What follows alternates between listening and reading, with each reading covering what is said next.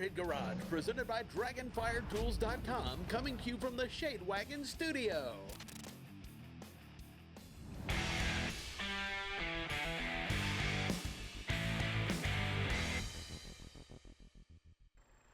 Well, one of the coolest cutaways on the planet right here. Lets you see everything that's going on. Think about it for a minute.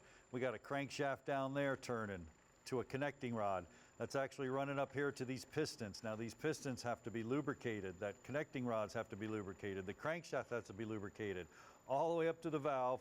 You got these lifters, you got camshaft, you got cam bearings. There is a ton going on inside of that engine.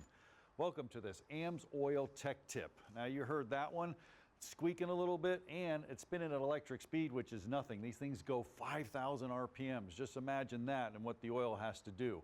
Also, there's some frictional loss in all those bearings. Now that 100% loss actually equates to all this here. You see the piston rings 38%, valve train 20, 19 for the crankshaft, 12 for the oil pump, so forth and so on. More frictional loss, the less horsepower you're going to get. Oil plays a big role in that, right, Len?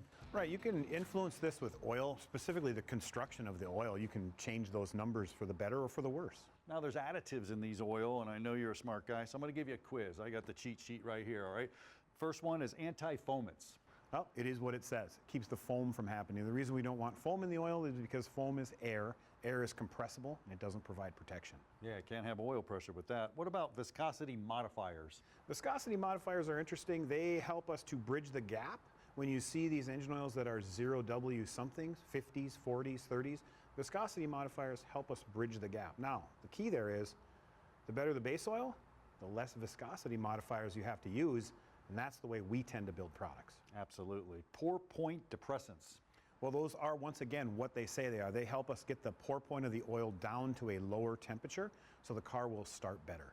What about dispersants? Dispersants keep particles from collecting to forming a larger particle. Large particles can scratch things and create problems in bearings, so a dispersant keeps things broken up so that it can be caught in the filter. Man, you're nailing this one, Len. Two more for you. Detergents. Detergents help to keep things clean, just like you use detergent to wash your clothes. It's very similar. Keeps the oils from oxidizing, keeps the surfaces clean. And last one, kind of self-explanatory, corrosion and rust inhibitors. Yes, people don't understand that oil inherently does not have rust and corrosion inhibitors built in. Just because it's oil doesn't mean that if you put it on something, it won't rust. We formulate that in. Well, if I were a student, I'd give you an A, but guess what? I'm the student, you're the instructor. Great job, Len. Oil does so much more than just lubricate. For the best lubrication, along with all the other additives that are needed, go to AMSOIL.com.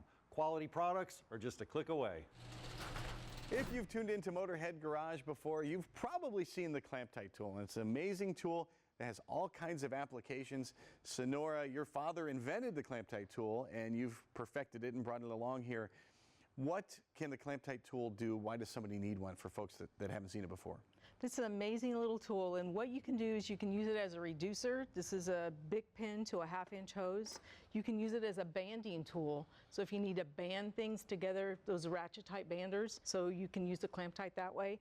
But you can make the best hose clamp. It's the right size, the right shape clamp. So how do I use the Clamptite tool? Well, let's start out. We're going to measure our wire and see how much wire we need to use. So the easiest way to do it, you can wrap the wire around the project like this and give yourself about 6 inches on one end and then go around 4 times.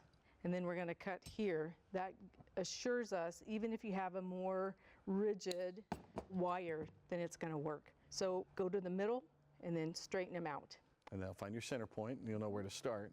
Exactly. It's going to be the same no matter what kind of wire you're using? You can use almost any kind of wire with this tool, and that's one of the things that's so impressive. You can use it with a coat hanger, a tie wire, electric fence wire. Be careful with copper because it's so soft. It'll stretch and then pull loose. The stainless steel is our favorite, and we do sell stainless steel on our website. It's more corrosive resistant, and we have it in like a 304, a 316 stainless, even a 400 for marine application. So engineers out there are going to know exactly what they need. For sure. Absolutely. As you have the tool and you have the wire, you're the engineer. So we fold the wire in half, go through there twice. Now we're going to separate these, make sure they're straight, and then this is where we're going to connect the tool. Okay. And I'm going to turn it this way. Bring the wire over the pins on each side.